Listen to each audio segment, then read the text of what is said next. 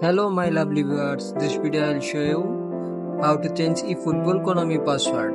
Open Chrome browser on your phone, then search for Konami account. Tap on login and enter your Konami ID or user ID. Then go to forgot your password.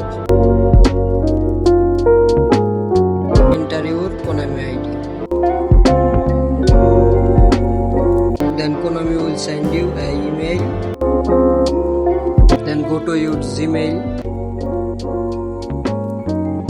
and tap on the link and enter your 10 characters password. Thank you. If this video helped you, don't forget to like and subscribe my channel. Thanks for your support. Thank you. Bye bye.